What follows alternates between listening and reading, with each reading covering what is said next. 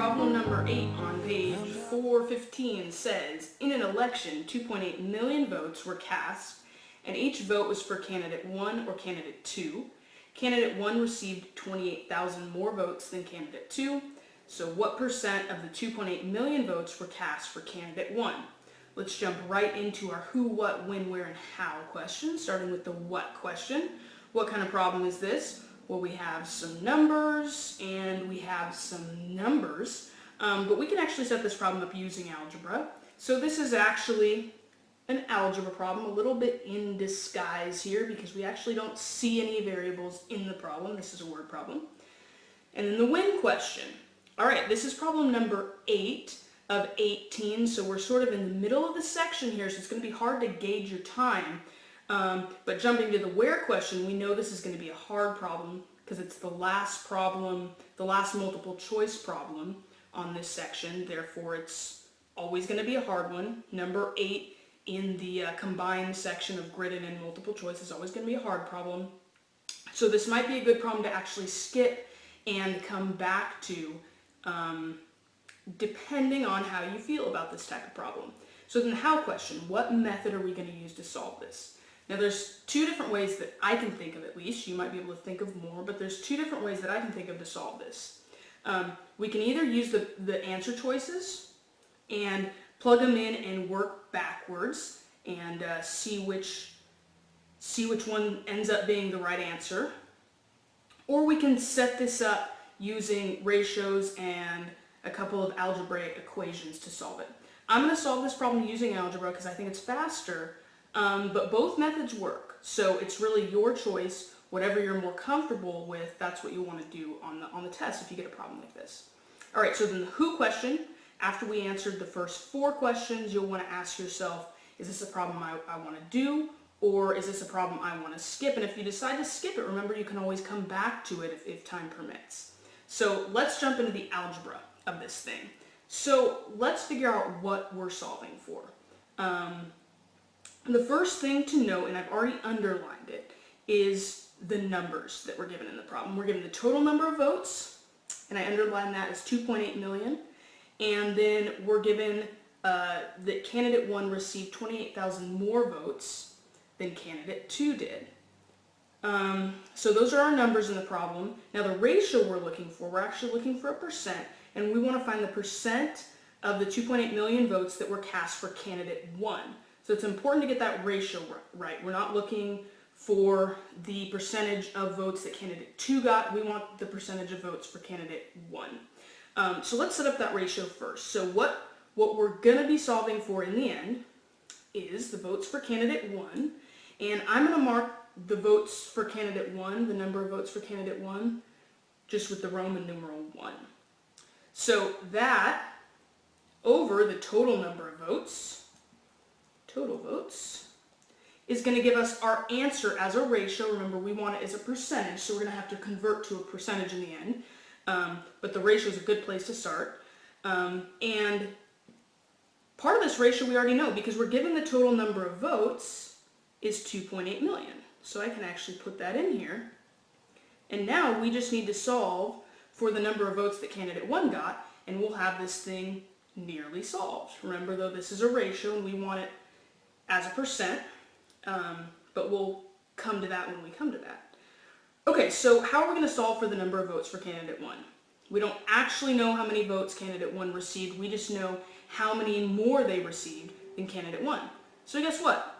That looks like it's a good place to start. Let's set up an equation that relates the two candidates' votes. So we know that candidate 1 received 28,000 more votes than candidate 2, which I'll label with the Roman numeral 2.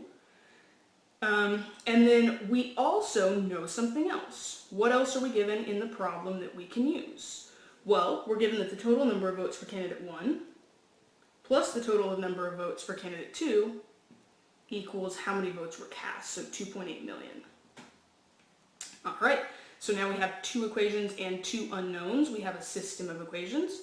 So we could solve for the number of votes for candidate 2 or the number of votes for candidate 1. We can actually solve for both. But remember, looking back at our ratio, we want to solve for the number of votes for candidate 1. So in order to make my life easier and not solve for something I don't have to, I don't need to know the number of votes for candidate 2. So I want to get everything in terms of candidate 1. So what I'm going to do now is I'm going to rewrite this top equation right here. I'm going to put a little star next to it.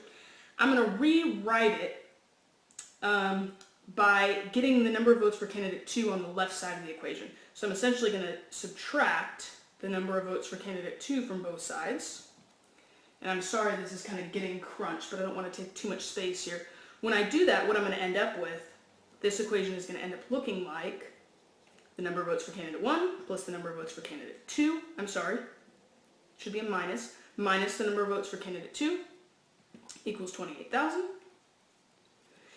And the reason I did that is because now this represents our first equation. I just rewrote it. This represents our second equation. So I'm going to rewrite our second equation down here just so that we have both of these things on top of one another so that you can see what we're doing here.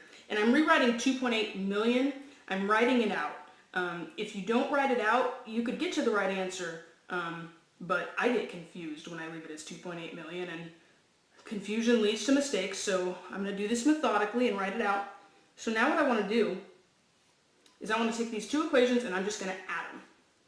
So I'm going to add equation 1 and equation 2, and what I'm going to get is when I add candidate 1's votes plus another candidate 1 vote, I get 2 times the votes for candidate 1. And then over here, the votes for candidate 2 are just going to cancel out.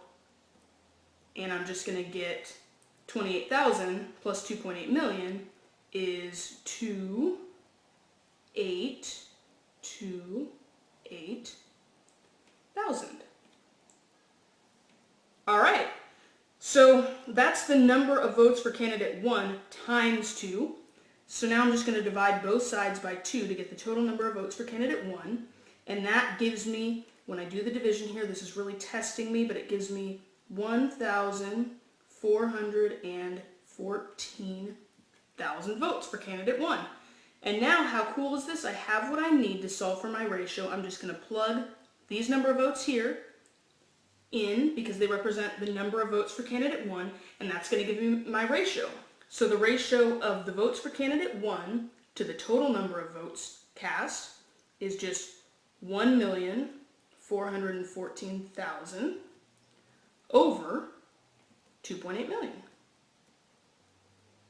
All right, and for some reason I don't have my calculator with me, so I don't want to actually do this math. I would highly suggest that you have your calculator with you on the test so that you can actually do this division. But I believe what you get when you do it, so send me a comment if this isn't right, but I believe you get 0.505. So that's the ratio of votes for candidate 1 to total number of votes. So to convert to a percent, all I'm going to do is multiply this ratio by 100%, which gives me 50.5%, which is answer choice C. Done and done.